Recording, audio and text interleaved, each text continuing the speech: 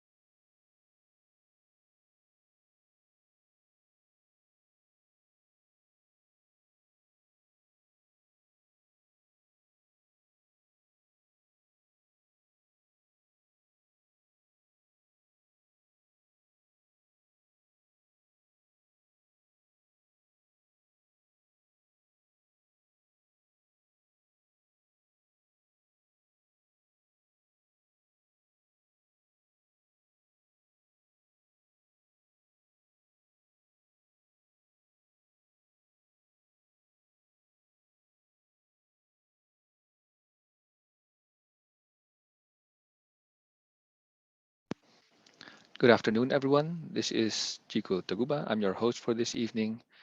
Due to some technical difficulties, we'll be starting our book launch at 1:15. In the meantime, please mute your microphone and we'll start in 4 minutes. Thank you.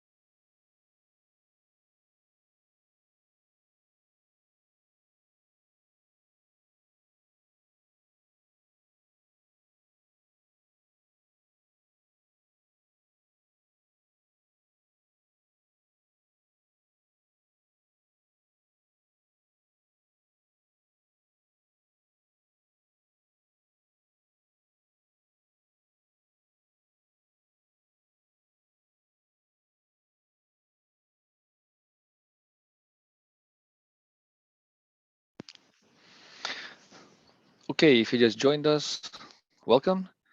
Due to some technical difficulties, we'll be starting at 1:15. In the meantime, please mute your microphone and we'll start in 3 minutes.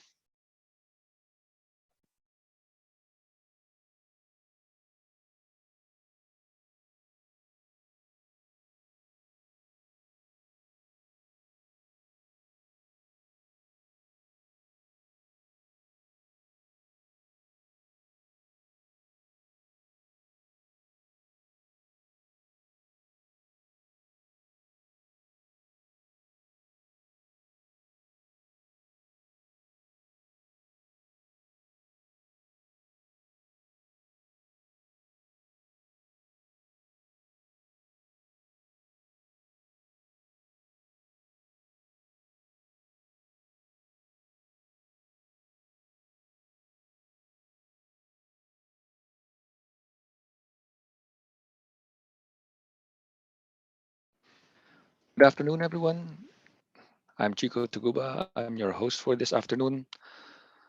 Due to some technical difficulties, we'll be starting at 1:15.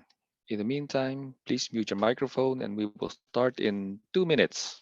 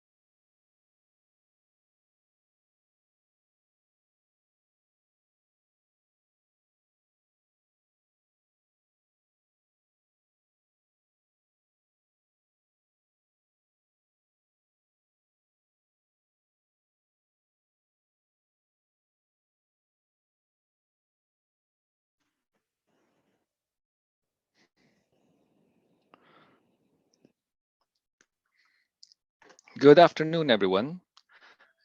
It is 1:15, and we are starting with our book launching event. Good afternoon. I'm Chico Taguba. I'm your host for this afternoon. Some friendly reminders: please mute your microphones, and there will be no live stream for this event.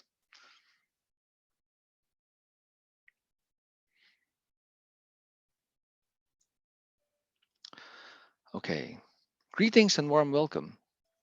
I know that many of you are always tuned in whenever we launch a book of Professor Jose Maria Sison. Today, we are launching two volumes of his writings entitled On the Communist Party of the Philippines, Book 5 of the Sison Reader Series, covering the years 1968 to 1999 2000 to 2022. An old man once told me that for him the meaning of communism is simple. It is the absence of exploitation of man by another. He also said that under communism, no one becomes richer than anyone else, and there are no class of the wealthy and no class of the poor. He was a wise old man, and he did his part in the first steps to reach that goal. Another description I was told is that in a purely communist system, no one owns property individually. For example, people may work at a factory, but ownership of the factory or the machinery inside it is collective and equal. The things made at the factory are shared by everyone or given to the people most in need of them. It is a long road to freedom from exploitation and oppression. Is it doable? Those who take the long road to freedom say it is, and they put their words into action. We see workers and peasants fighting class wars. We see young people carrying the torch of struggle. But as being shown by the experience of the Filipino people, whose revolution has sustained enemy attacks and built monuments of triumphs, such an undertaking by a people needs a communist party that will lead them in attaining socialism, then on forward to communism.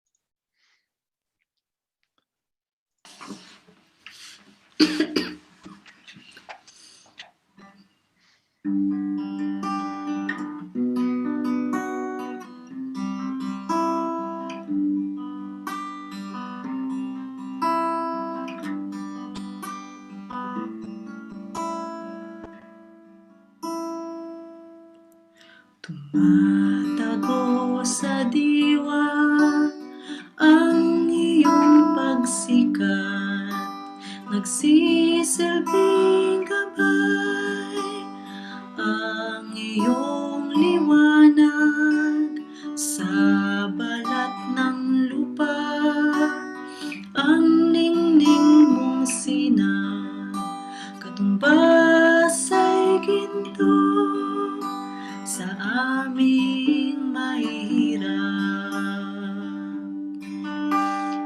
Kung sa aming buhay ay hindi ka dumating, di namin malilikha mga gintong awitin. Binulag man kami ng mga ganid at sakit, ang mga sinag mo ang tunay na nagpaluningning.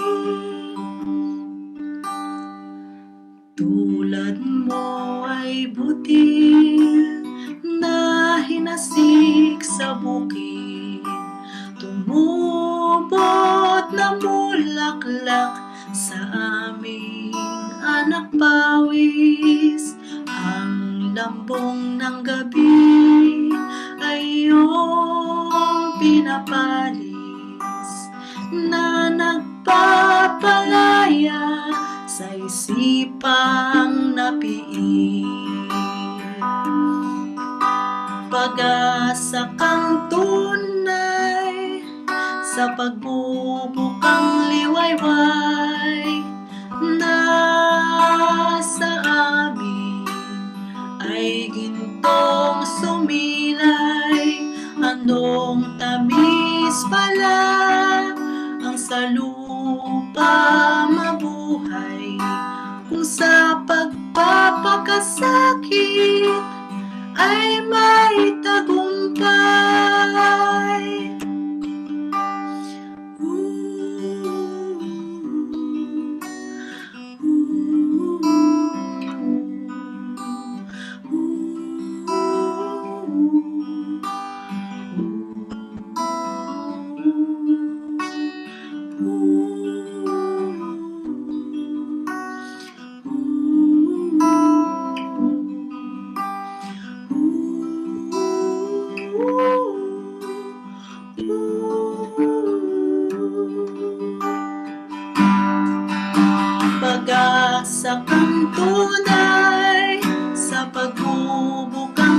liwayway na sa amin ay gintong sumilay.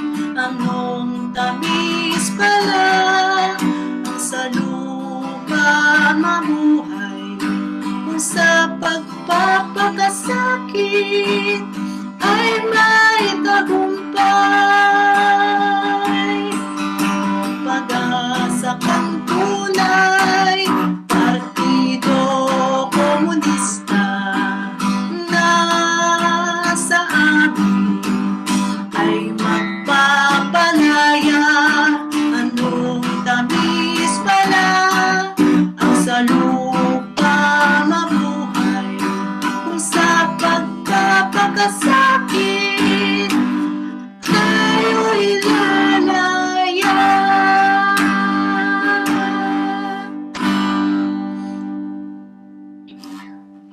Mabuhay ang Partido Komunista ng Pilipinas! Mabuhay ang bagong hukbong bayan! Mabuhay ang sambayanang Pilipino! That was a beautiful rendition, Marikit. Thank you for singing despite your colds. For non-Filipino speakers, Marikit just sang a song for us. It is an ode to the Communist Party of the Philippines entitled Ang Gabay, or The Guide. For the poor and oppressed classes in the country, the CPP serves as their guiding light towards genuine freedom. Likened to a seed growing and blooming among the masses, lifting the veil of darkness, it ultimately leads them to their liberation. Thank you, Marikit, again for providing us with a fitting introduction to the books we are so pleased to launch today. Our first reviewer is an interesting personality. He is known as the man who turned his back on his class origin, the landlord class, and stood as one with the peasants and workers. He has been serving the Filipino people well, and if the simple definition of communism is upholding and fighting for the interests of the people, then one could say he is one. I'm very pleased to present no other than Louis Halandoni, Chief International Representative and member of the National Executive Council of the National Democratic Front of the Philippines. Let us hear his thoughts on Book 5 of the Season Reader Series on the CPP 1968 to 1999. Thank you, Chito. Dear comrades and friends, today we launch the first and second volume of the book on the Communist Party of the Philippines, Season Reader Series 5 and 6, written by Comrade Jose Maria Sison. I am greatly honored to have been asked to review the first volume, a book of more than 500 pages covering 1968 to 1999. This book contains many documents of the CPP written by Jose Maria Sison when he was chairman of the CPP. The book truly celebrates the great victories of the revolutionary movement in the Philippines under the leadership of the Communist Party of the Philippines. From its founding on December 26, 1968, it has continuously been under the firm guidance of Marxism, Leninism, and Maoism. The founders of the re-established Communist Party of the Philippines have been led from the very beginning by Comrade Jose Maria Sison. Marked by revolutionary creativity, daring, and remarkable resourcefulness and courage, the 12 founders dared to found the party and start the People's War with only 9 automatic rifles and 26 inferior arms, but with the support of thousands of youth, worker, and peasant fighters. Comrade Joma's illuminating preface to this book teaches us revolutionary lessons learned in the course of conducting People's War. It is the inspiration for all comrades and friends in the ongoing struggle of the Filipino people for national and social liberation. I will comment on some salient documents of the party written during the early years of struggle, which have given guidance to the entire party membership. Rectify errors and rebuild the party. In this document, the CPP ensures that the major errors of the Lavas are exposed and repudiated in detail in order to root them out and make sure they will effectively be counteracted by the revolutionary forces. The major errors of the Lava leadership are taken up in detail so that the succession of Lava leaderships is thoroughly presented, exposed, and repudiated so that the revolutionary movement is forever rid of their disastrous errors. The Constitution of the Communist Party of the Philippines, dated December 26, 1968, proclaims that the CPP is firmly guided by Marxism, Leninism, Mao Zedong thought. This is firmly repeated on October 15, 1969 and January 15, 1970. In its summing up after 3 years, the party draws valuable lessons from its 3-year practice. Responding to the enthusiasm of peasant organizations, the party built numerous guerrilla units without giving sufficient attention to consolidation. The result of lack of attention to consolidation was the collapse of most guerrilla units when the enemy counterattacked. The party made the needed correction. For every 5 units of expansion, there must be 1 or 2 for consolidation. Subsequently, in July 1976, the party issued our urgent tasks. The CPP laid out concrete steps of organizing the rural areas.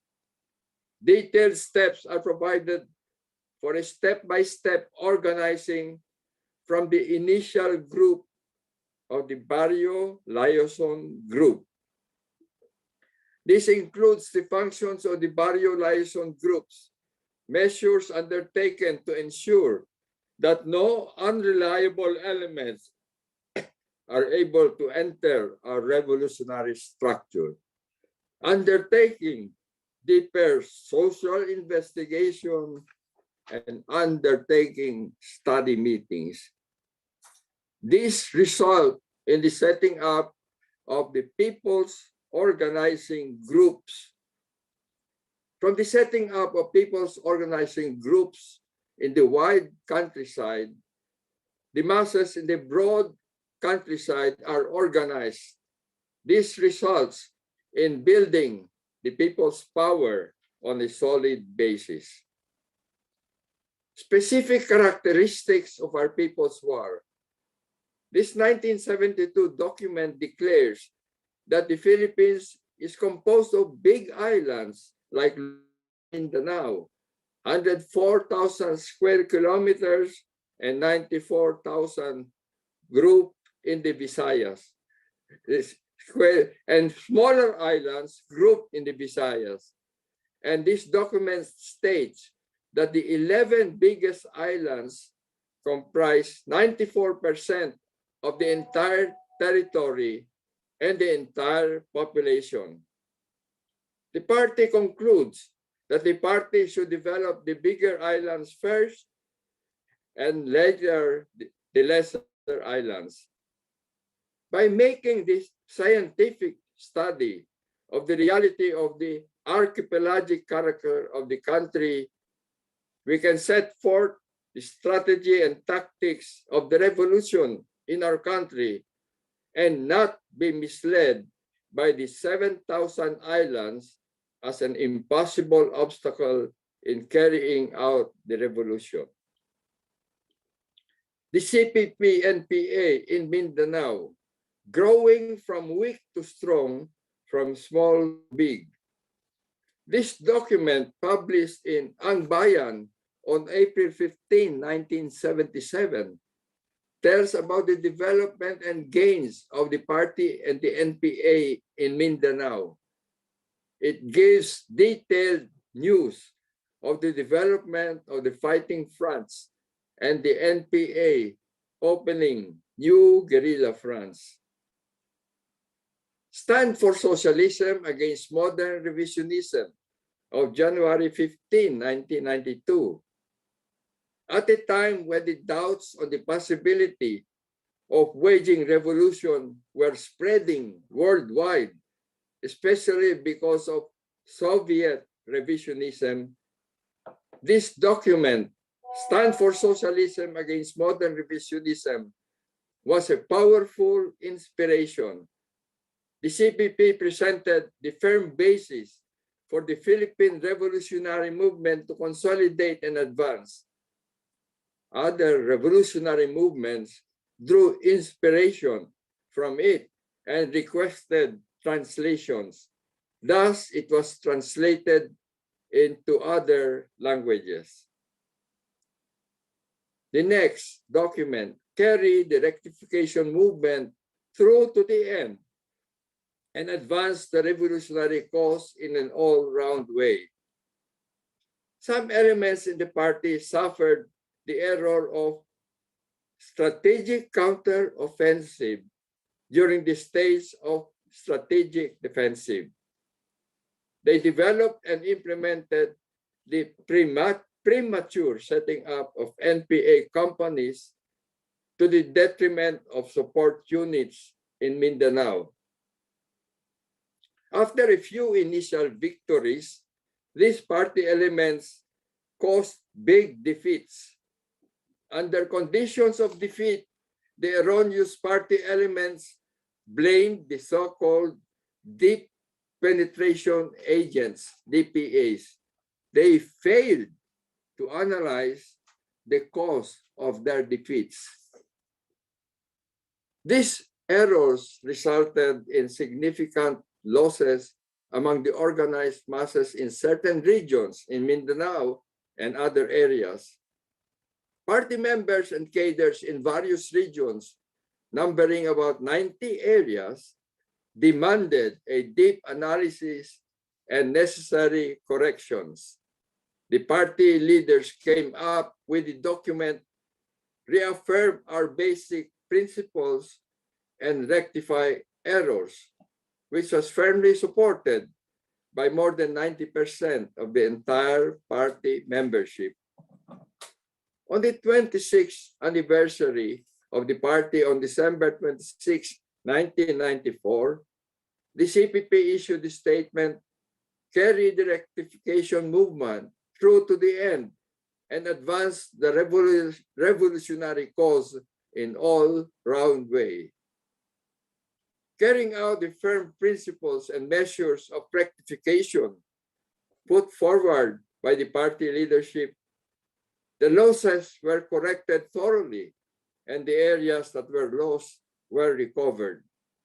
By 1996, the party leadership was able to declare the closure of the rectification movement of the party.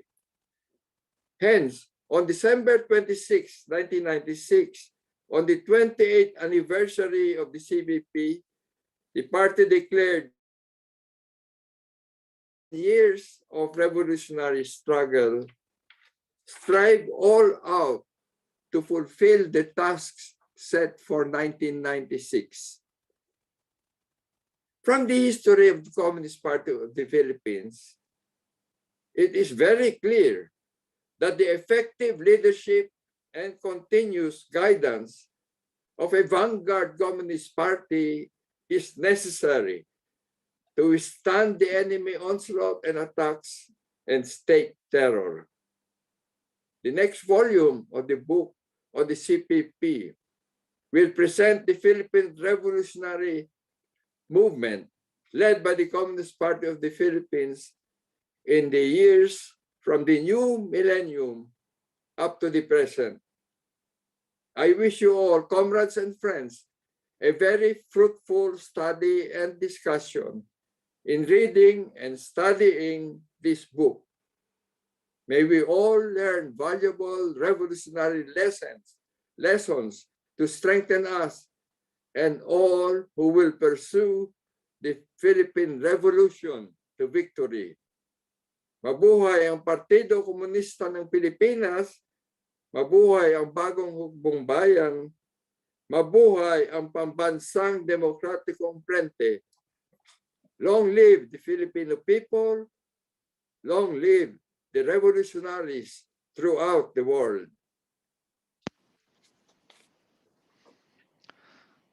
Thank you, Louis. Indeed, for such a great undertaking to change the world, a people's movement must need a vanguard party to lead and guide it. Since communism is a very controversial term, we asked a few people, especially the young people, on what comes to their minds when they hear the word communism. Do you want to hear what they think?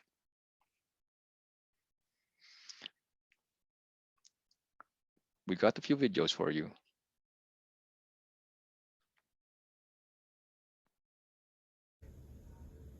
Noong umpisa, ang tingin ko sa komunismo ay masama dahil ito ang tinuro ng paaralan, ng simbahan, ng lipunan sa pangkalahatan. Subalit habang tumatagal, dahil patuloy nating nakikita ang kapihan sa lipunan, napatunayan at nakita ko na ang komunismo at ang mga komunista ay siyang nagbibigay boses ng kapangyarihan sa mga taong pinagkaitan ng boses ng kapangyarihan sa mga lipunan.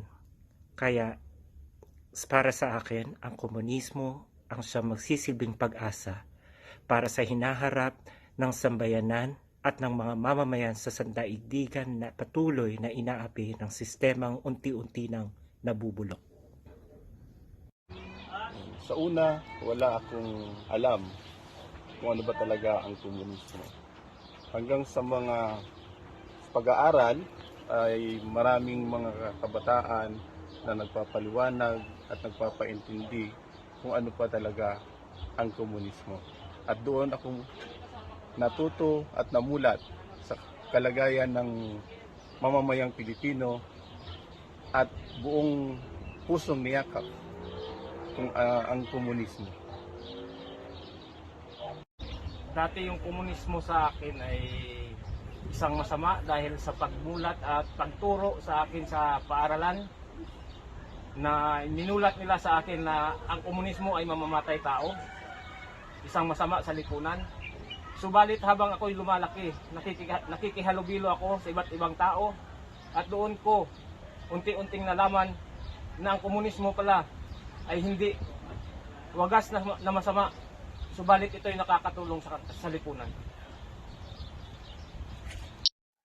Well, before, I grew up in a very anti-communist family, so I didn't know why, but I learned that it was a terrible system that didn't work, only worked in theory or on paper, is what my father always said.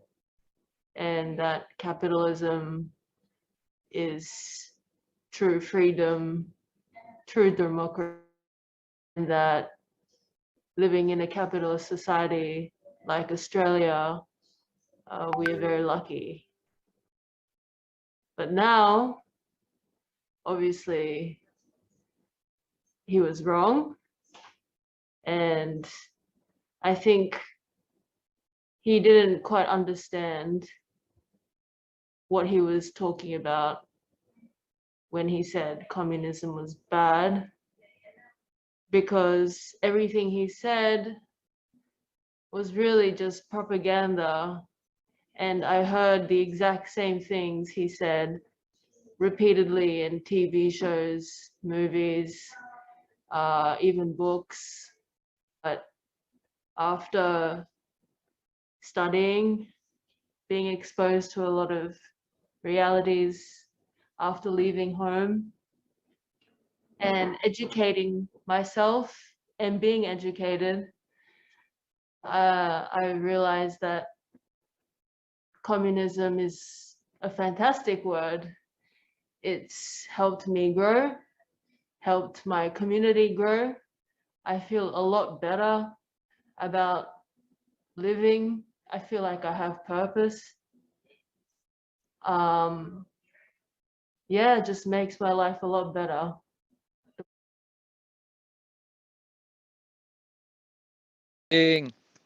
We'll be showing more of those videos during the program. Abangan, you just wait for it, okay?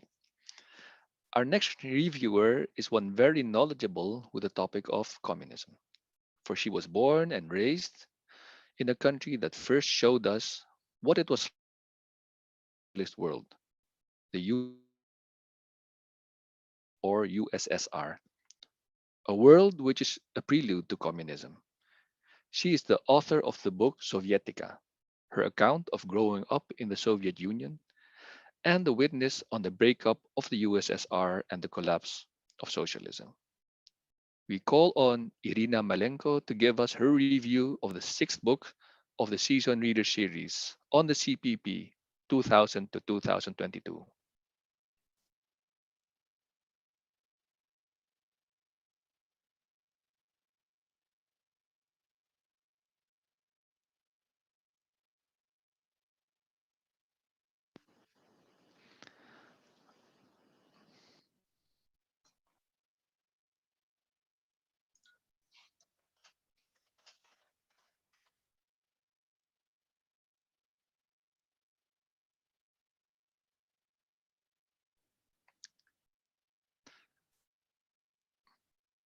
As you can hear, you're perhaps not hearing anything. This is still part of the technical difficulties we're trying to overcome.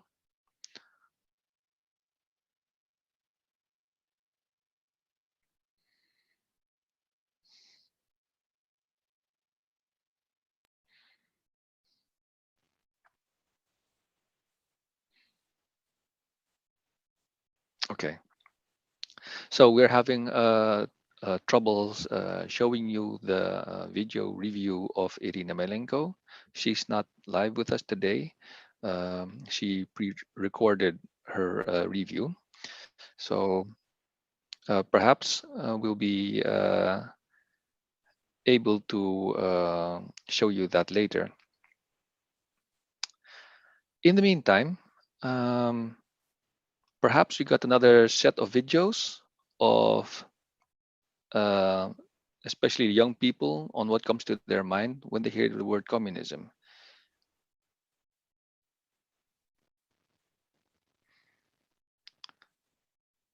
Oh, wait a minute. I just heard that the video of Irina Malenko's review is ready. So we will try again. Ladies and gentlemen, and everyone else, Irina Malenko's review.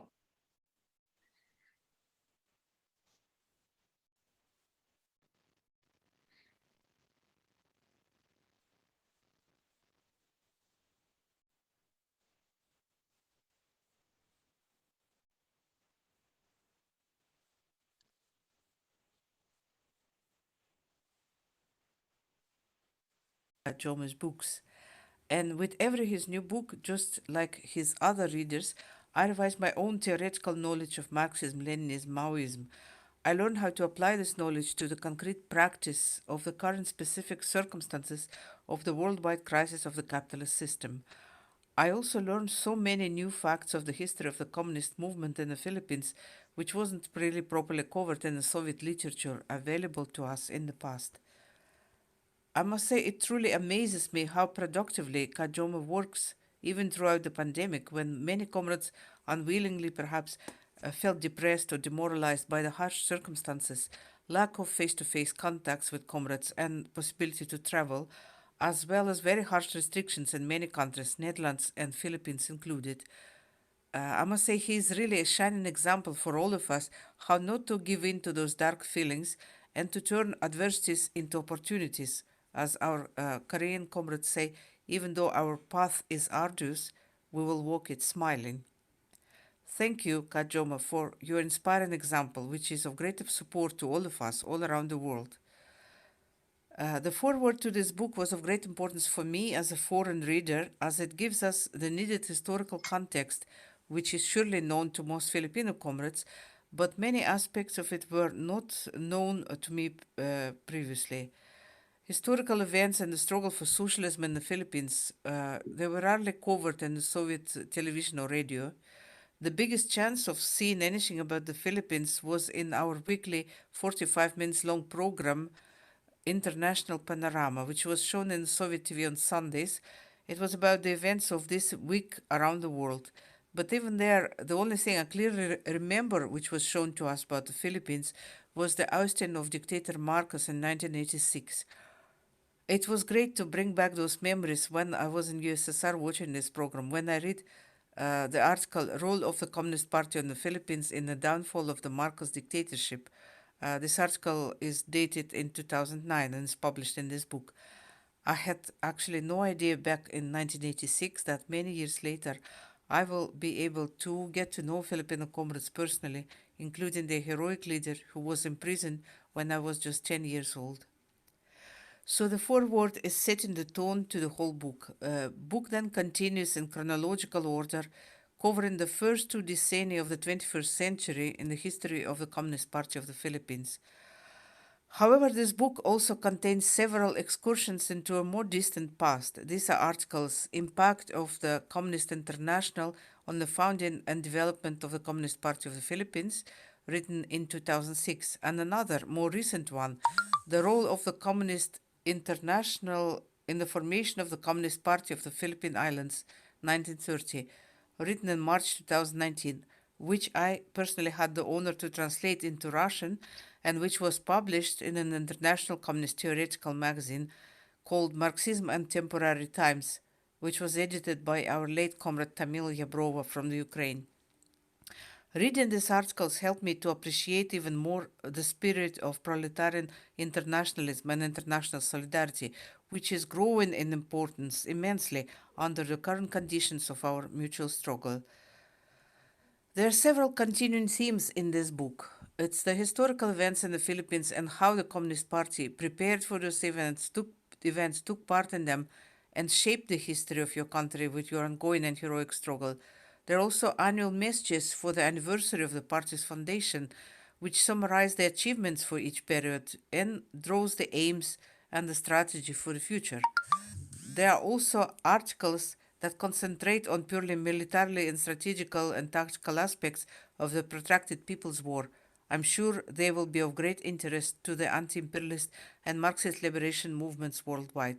There are also articles dedicated to the teaching of Comrade Mao, such as the most fascinating and deeply analytical article called Development, Current Status and Prospect of Maoist Theory and Practice in the Philippines, written in 2012, which is a great example of how to successfully apply the Maoist theory to concrete conditions of one country, as well as the article on Mao Zedong Thought or Maoism, written in 2019. There are also articles in the book clarifying the tasks of the Filipino and international communist movement right now and in the years to come, such as On the Future of the Communist Movement, written in 2019, and How to Start Change in the World, also written in 2019. Of great importance to all our brotherly communist parties are Kajoma's thoughts on how to successfully combat opportunism within our own ranks and Trotskyism outside the ranks, but still polluting the international communist movement, such as the article Trotskyist Attack on the CPP and the Philippine Revolution, written in 2020. And of course, most valuable for all of us is his analysis of the current situation in the world and of our immediate tasks under these harsh conditions, which are so greatly manifested in the several articles from 2020 and 2021. It's, for example, concerning the Communist Party of the Philippines, the Philippine Revolution and the international situation, which was written in October 2020, and also the revolutionary movement of the Philippines today. It's dated in September 2021. First of all, it was great to hear words of support for such socialist countries as the PRK, which is being tremendously vilified by the Western imperialist media, and I can quote here from Kajomi's book. I admire the anti-imperialist forces and peoples of Cuba, the Democratic People's Republic of Korea, and Bolivarian Republic of Venezuela, and in other countries for standing up against US imperialism and waging struggles against it and its lackeys. Their just struggles serve to support the Philippine Revolution. In turn, the Philippine Revolution supports their own struggles. Good if the US gets tied down in its own home ground and in many other countries so that it has less force to focus on the Philippines. It's also good if any revolutionary force in another country can extend moral support and concrete assistance to help the Philippine people in their revolutionary struggle. But it is best that the Filipino people rely on themselves and not to become dependent on foreign assistance even when it materializes. This actually echoes Korean's revolution's own spirit of self-reliance and independence, as you surely know.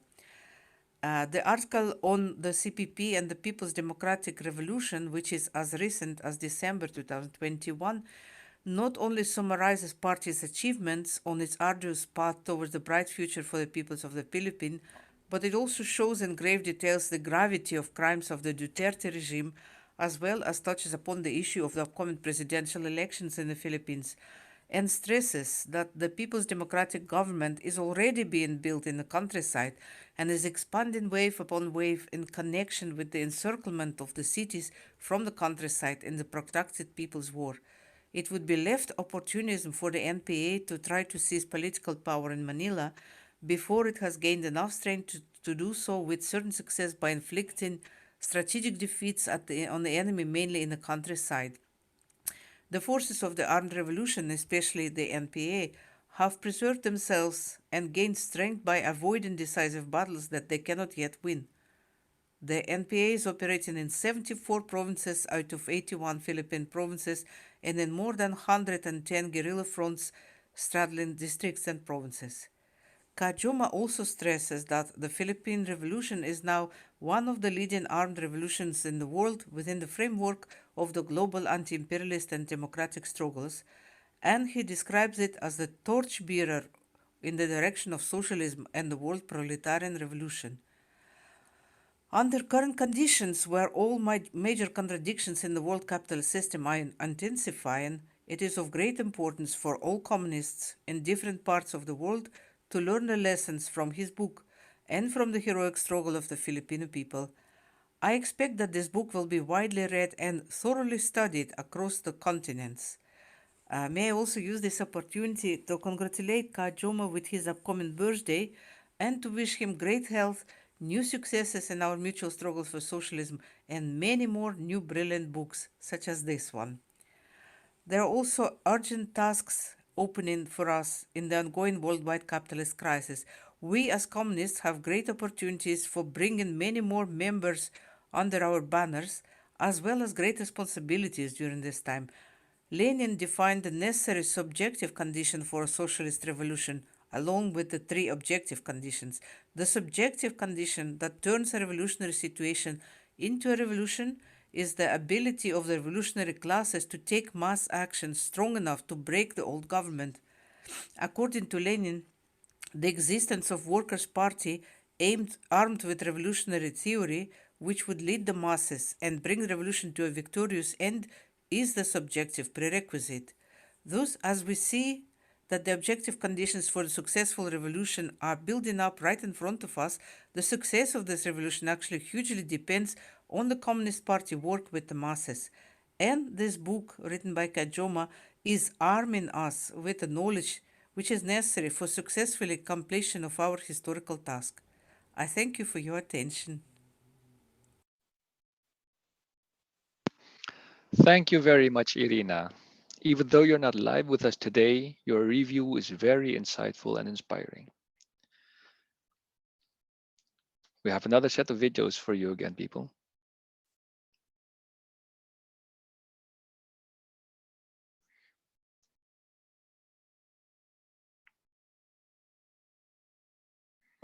It always reminds me of my dad because I know he wants to fight for the right of his own country, which is in Philippines, especially for the farmers. And every week, usually he has meetings with other people to help the farmers in the Philippines to do what's right and go against the government for their own beliefs as well. And I know that what he does is right because it's for the good for other people as well. Thank you. When I think of communism, I think of the billions and billions of oppressed people throughout history who worked their entire lives for somebody else and who never got to taste the fruit of their labor because of all these different systems of oppression and of exploitation, especially what we're living under right now, which is capitalism. So when I think of communism, I think of the oppressed masses, the exploited masses of the world rising up and saying that we are going to take the fruits of our own labor, we're going to build our own society, and we're not going to be exploited anymore, we're not going to be oppressed anymore, and the people who have been oppressing us have to give us back everything that they've stolen. So that's what comes to my mind when I think of communism. What comes in my head when the word communism comes up? I view myself as fortunate to have been born into the movement. I think the longing for communism is justified and necessary. I've witnessed firsthand how brutal the government is and the lengths they're willing to go to just to keep their grasp on money and power. So every human deserves to have their basic needs for survival met. I think that communists are revolutionaries. Communists have changed the world and will always be at the forefront of changing it because they understand deeply the material conditions of our society. They know that the only way to free the people from oppression is to change society at its root, the economic mode of production. They know that the only way to free the people is to be one with them. I'm happy to know that the CPP is continuing and advancing the struggle to win freedom for the Filipino people. Nice. Those were very interesting and very inspiring words from the youth. May we now call on the author, Professor Sison, to say a few words of wisdom. After all, he is a wise old man. Well, okay. Not very old, perhaps, but very wise. Professor Sison.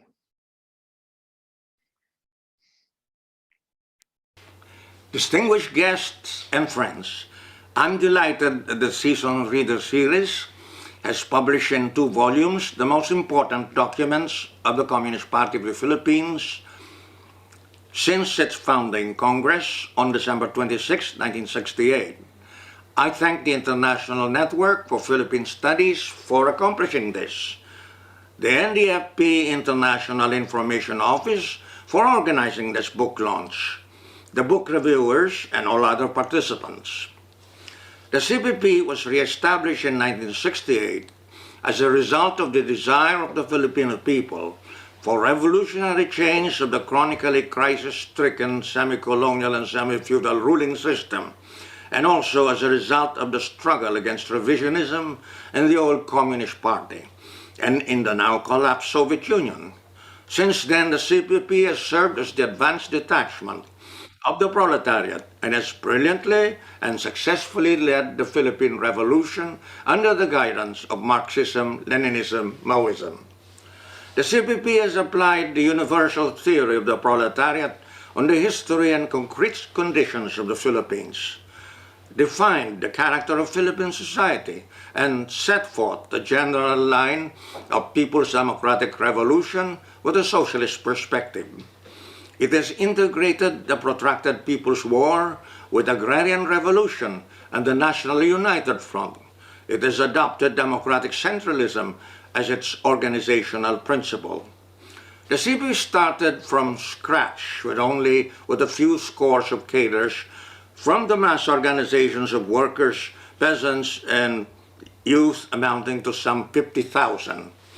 3 months thereafter, on March 29, 1969, we were able to establish the New People's Army after we united with the proletarian revolutionaries in the old People's Army after they broke away from the Taruk Sumulong gangster clique. We started with only 9 automatic rifles and 26 inferior firearms, and with a peasant mass base of 80,000 in the 2nd District of Tarlac in early 1969. Now the CPP has more than 150,000 members. The New People's Army has thousands of red fighters with automatic rifles and operates in more than 110 guerrilla fronts nationwide. It is augmented by tens of thousands of members of the People's Militia and self-defense units of the revolutionary mass organizations. Within the frame of the NDFP, the revolutionary mass organizations and local alliances have millions of members. The local organs of political power, which constitute the People's Democratic Government, encompass both the organized and unorganized masses in more than 90% of the Philippine provinces. The enemy, the renegades, and other detractors of the revolution say that 53 years of revolutionary struggle have passed, and yet the presidential palace in Manila is still held by the reactionaries. But the People's Democratic Government is built widely in the countryside and aims to advance wave upon wave towards the urban areas. The great victories of the CPP have been achieved self-reliantly through the revolutionary dedication, hard work, sacrifices, and fierce struggles by the cadres and members of the CPP, the Red Commanders and fighters, and the broad masses of the people in an archipelagic country without the benefit of cross-border advantages and with the revisionist betrayal of socialism, at first restoring capitalism in the Soviet Union and Eastern Europe, and then defeating the great proletarian cultural revolution and restoring capitalism in China. Out of fear that the CPP and the NPA would rapidly become far stronger than it was, the U.S. decided to junk its puppet Marcos after he ordered the killing of his political rival Benigno Aquino in 1983. The legal, patriotic, and democratic forces and anti-Marcos conservative forces coalesced to fight the fascist regime. It was in 1984 that the U.S. recognized the growing strength of the revolutionary movement and decided to junk Marcos. In 1986, President Corazon Aquino negotiated a ceasefire agreement with the National Democratic Front of the Philippines, but broke this agreement with the Mendiola massacre in January 1987. In 1992, the Ramos regime sought to engage the revolutionary movement in peace negotiations with the NDFP. More than 10 major agreements were made, but every post-Marcos regime has tried to use the peace negotiations as a mere device for surveillance and intelligence, sowing political intrigue and seeking the capitulation of the revolutionary forces. The worst of the post-Marcos regime is that of Duterte, who has terminated the peace negotiations and scrapped all the agreements so far made, and has vowed to destroy the armed revolution before the end of his term in 2022. He will surely fail because his grave crimes of treason, state terrorism, plunder, and misuse of public resources, and the persistence of foreign monopoly capitalism, domestic feudalism, and bureaucrat capitalism, and the rapid worsening of the crisis of the Philippine ruling system and the world capitalist system provide the favorable conditions for the continuing rise of the armed revolution. The Filipino people and the revolutionary forces can be expected to fight more fiercely than ever before against the Duterte terror regime and the entire ruling system when Duterte rigs the elections this year, as Marcos did in 1986. They are now far stronger and more tested in struggle than in earlier decades. They are more than ever prepared to wage a resolute and relentless struggle because the chronic crisis of the ruling system is rapidly worsening. They are more desirous than ever for revolutionary change, and the CPP and other revolutionary forces are stronger than ever before. It is to the outstanding great credit of the CPP that it is one of the proletarian revolutionary parties of the world successfully leading the People's Democratic Revolution. It is widely recognized as a torchbearer of the world proletarian socialist revolution, whose resurgence is being ushered in by the anti-imperialist and democratic mass struggles all over the world, and by the intensification of all major contradictions between labor and capital, between the imperialist powers and the oppressed peoples and nations, among the imperialist powers themselves, and the US and China as the chief imperialist rivals. Thank you.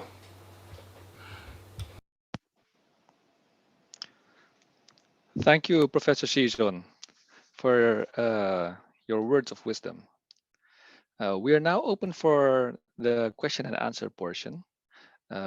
So you as participants can post questions, but there's a small disclaimer. Due to technical difficulties, Professor Sison will not join us live. Oh, you thought that video that you just saw was live? No, but it's not. It was pre-recorded. So if you got questions for Professor Sison, please write it in the chat or email it, and your question will be answered. Irina is not live with us as well. So please post questions to Louis Halandoni only. And you can post the questions via the chat only. So please do not use your microphone. No kilometric questions, please. Meaning keep your questions short so we can accommodate more questions.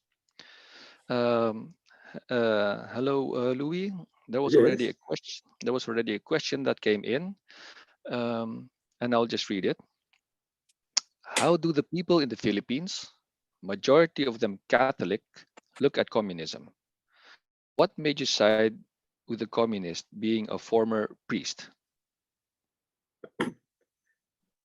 Well, most of the people in the Philippines are also suffering the violations of human rights, those of the peasantry, the workers, the indigenous people. So they are rising up more and more to fight for their rights. Now, the question of communism has not become that strong and important because their point now is to fight for their rights, to go against the violations of human rights, and wanting actually to defeat the Duterte regime in the coming elections and to make sure that the people who are most affected by the violations of rights by Duterte and his cohorts would be corrected. So it is less a question of whether it's communism or whether the Catholics are against this. The point is that the struggling, fighting Filipino people, the peasants, the workers, the indigenous people, the women and the youth all over the country fight for justice, fight for human rights, for a just and lasting peace. So these are the more important and major questions that are occupying their mind. I was a Catholic priest and I got involved in the fight for justice of the peasants and the workers in Negros. And in the process, I got to admire the fighting courage of these oppressed people. So it became an important point for me. Not so much a question of whether there is communism. Actually, the communist fighters became part of the struggle so that together we would work very much united with the peasants. And as the bullets of the enemy whizzed by, we fought with the peasant workers and the indigenous people. So for us, for me, even as a Catholic priest before, who became politicalized in the struggle of the peasants and workers, the question of communism was not big and important. The important thing was we, together with the peasants and the workers and the indigenous people, we fought for their rights, for justice, and for peace. So I would say that the positive view of in my case, of the communism and the communist fighters who fought, and some died together with our peasant and workers and Christian fighters. We are united with all those who fight for and unite with the oppressed people. So I would say that whether former priests who get involved, there are many who in the Christians for National Liberation have become close and united with the communist fighters in a kind of revolutionary ecumenism. Those who unite with the exploited and oppressed, unite and fight with them. So that is something that is important also for the Christians in the Catholic country of the Philippines. Galing. Thank you very much, Louis. Revolutionary ecumenism. Wow. Perhaps you can, there's a question, another question for you, Louis. Maybe you can just take a sip of water. Okay. Okay. Yeah. Okay, the question is as follows. Congratulations for realizing this historical book series. Dear Louis, what do you see as the most important internationalist alliances of the CPP and the National Democratic Movement of the Philippines today? This is shared. The question is from Jonas Stahl. Very important in the international alliance is the fight for justice, the fight against exploitation, oppression that is being developed among revolutionary parties.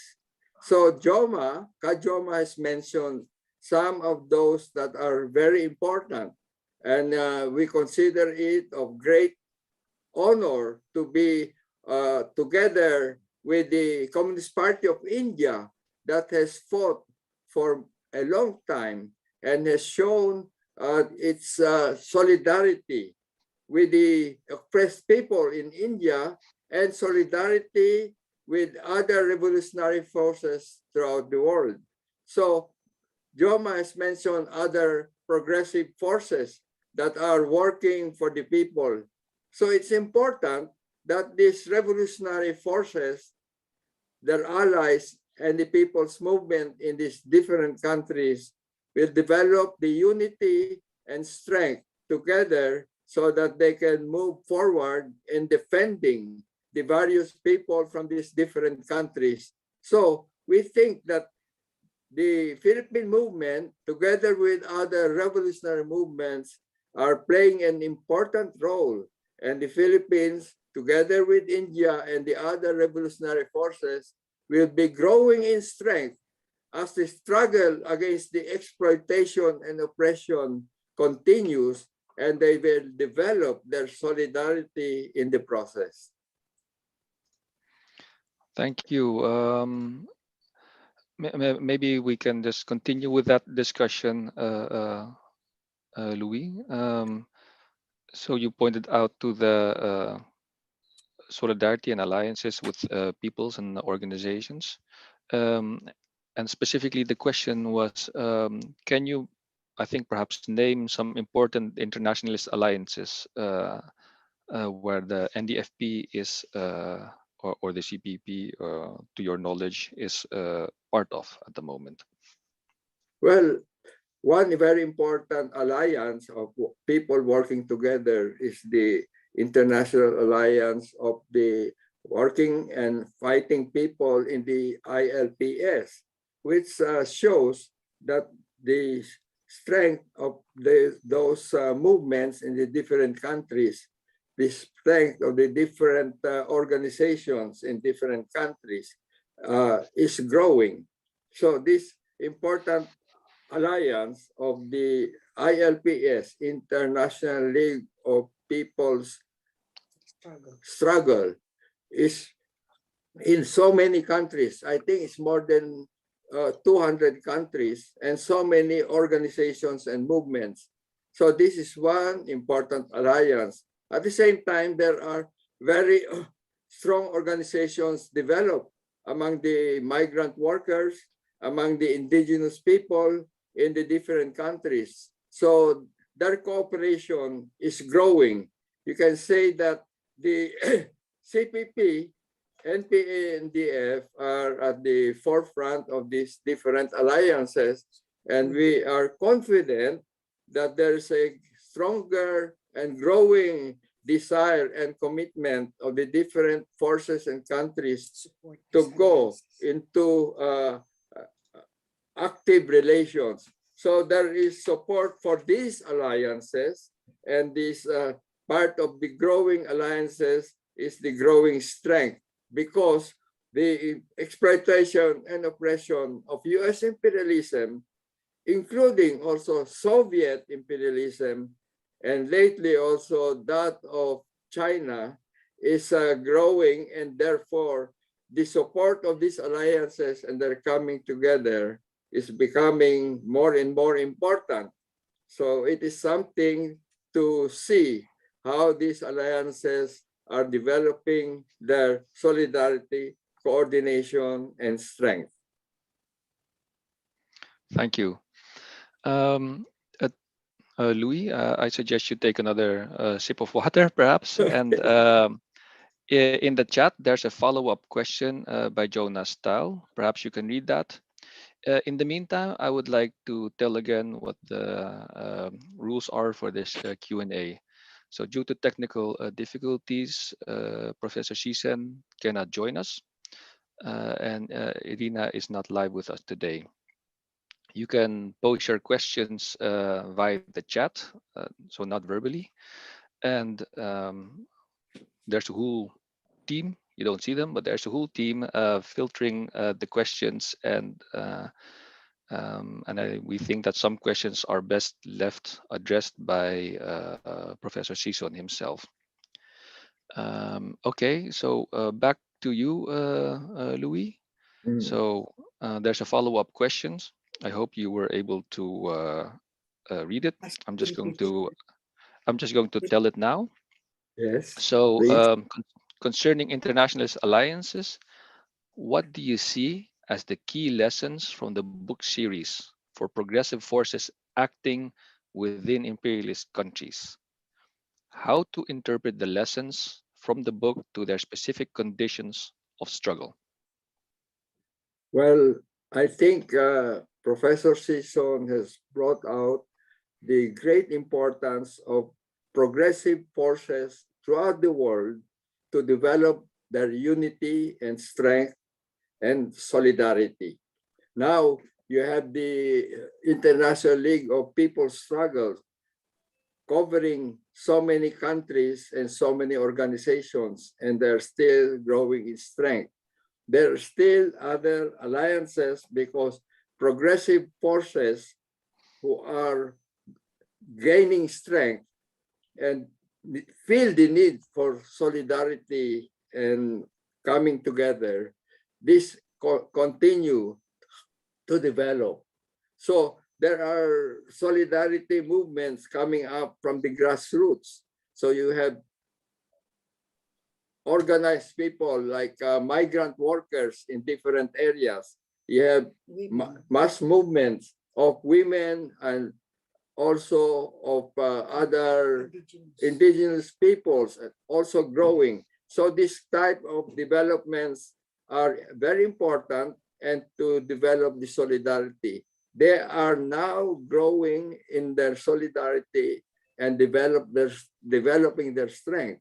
So that is because of the exploitation oppression that is increasing from US imperialism, from Soviet revisionism, as well as coming from the Chinese imperialism now moving. So we see that the oppressed people in the different organizations are developing their strength. We should encourage and bring out more inspiration and solidarity with them. Thank you. So bring out more inspiration and more courage and stand in solidarity with them. Thank you very much for those messages. Okay. So again, due to technical difficulties, Professor Sison could not join us live today, as well as Irina. The questions which were in the chat and also sent before via email will be answered though. We'll be closing this question and answer. Thank you very much, Louis, for your answers. And thank you very much for the people for posing a question and making this a truly live event.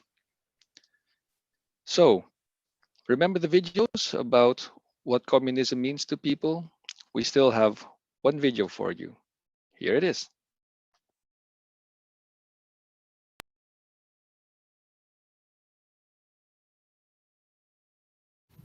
When I think of the word communism, I think not only of the dismantling of the oppressive and exploitative conditions today, but also of the ways it takes shape in meaningful and collectivized care.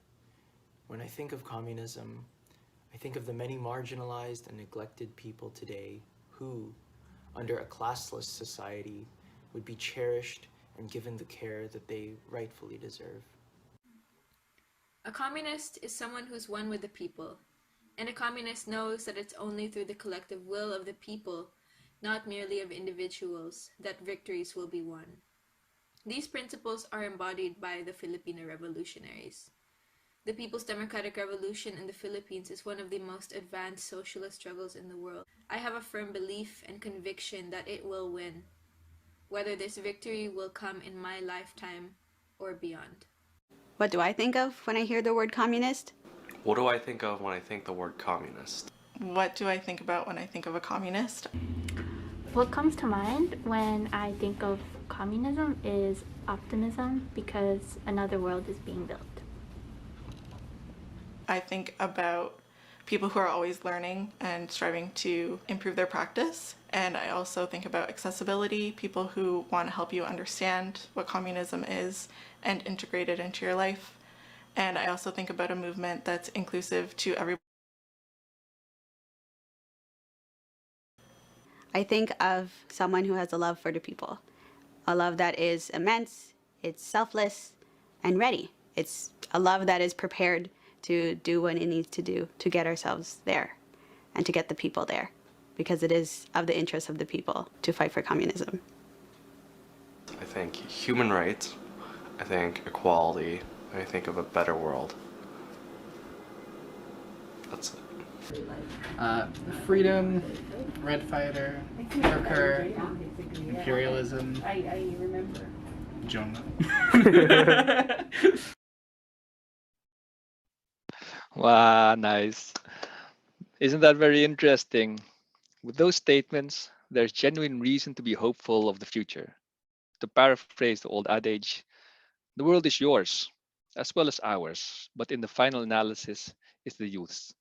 But to be theirs, they must own it, own the responsibility, own the struggle. And then, okay, everybody. We're coming to a closing. It's been a very engaging afternoon, and we have so much to ponder on. We would like to thank our reviewers, Irina Malenko and Louis Halandoni. We would also like to thank Professor Jose Marie Sison, even though he couldn't be live with us today. And of course, our cultural artist, Marikit, for her rendition of Angabay. And thank you to the technical teams, and of course, to you, the participants from the different global regions. Thank you. Please do not forget to buy copies of the books. They are available at the following outlets: or online shops and bookstores. And we will be showing these to you now. And perhaps I can click my magic finger and you can see it pop up.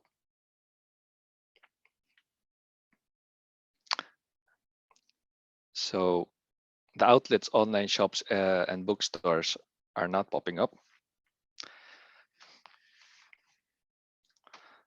But you got our contact address. So and perhaps there are also progressive people who are in contact with the National Democratic Movement within your neighborhood. So please ask them to inform you where you can get the books. So in the meantime, to close it off, you didn't think we'd be closing off so early? No, we started late and you think we'd end up late? No, we're not always late. The world exploiters and oppressors, the monopoly capitalists, the bourgeoisie, the landlord compradors have all the weapons at their disposition, but they do not have the most important and most powerful weapon, the exploited and oppressed peoples of the world who, when armed with the correct ideological and political principles, become an invincible and undefeatable foe. And with a genuine communist party leading the people's movement to galvanize the world's people, it will be victorious. It will build a new world and society will be transformed. We have a final video for you, and then we'll be ending the live stream. It is a music video called Muog na Buo, or Solid Fortress.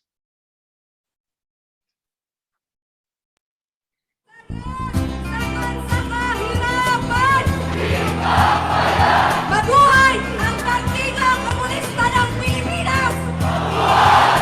Bakit ako naririto? Tila dulo na ng mundo, ng bayan kong pulo-pulo.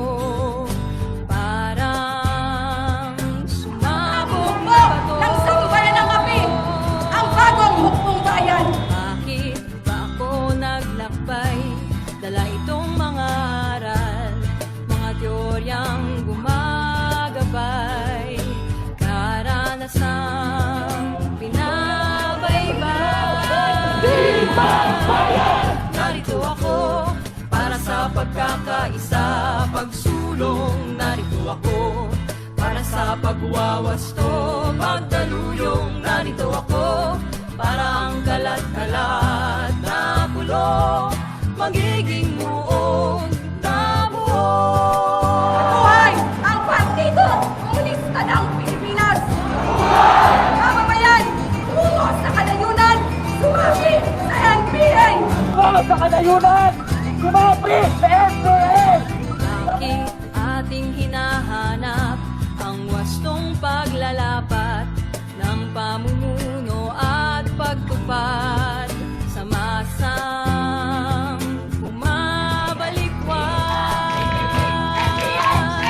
narito tayo para sa pagkakaisa, pagsulong. Narito tayo para sa pagwawasto, pagdaluyong. Narito tayo para ang kalat-kalat na bulong magiging muog na buo. Pagkakaisa, paglaban, tagumpay sa ating bayan ay ambag sa daigdigan, paglaya ng sangkatauhan. Narito tayo para sa pagkakaisa, pagsulong. Narito tayo para sa masangaping Pilipino. Narito tayo para ang kalat-kalat na pulo magiging muog na buo. Narito tayo para sa pagkakaisa, pagsulong. Narito tayo para sa masangaping Pilipino. Narito tayo para ang kalat-kalat na pulo magiging muog na buo. Ito ang dakilang misyon ng Pilipinong proletaryo. Mabuhay ang Partido Komunista ng Pilipinas! Mabuhay ang bagong hukbong bayan! Pagpupugay sa martir ng sambayanan!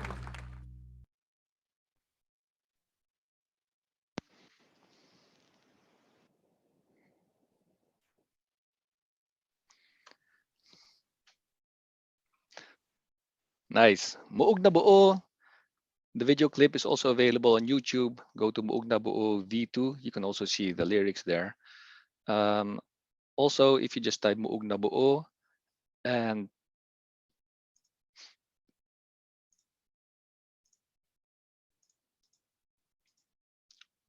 I'm sorry, I forgot to turn my video on. So that is Muog na buo or Solid Fortress. It's also available on YouTube. So if you just type in there, you can see it. You go to V2, and also if you type in Muog na buo lyrics, you can see the translation of the song. I was just informed that there's a Facebook page. It's titled JMS Books and Writings. There you can also find information on how to purchase the books. And please don't forget to buy. It is, as you've heard, very informative and very inspiring. Okay, that's it, everyone. Well before time.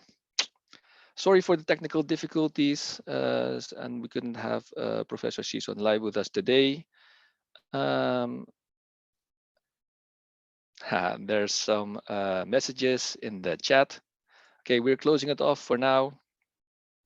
We hope to see you again at the next book launching, hopefully with lesser technical difficulties. Okay, see you. Bye-bye.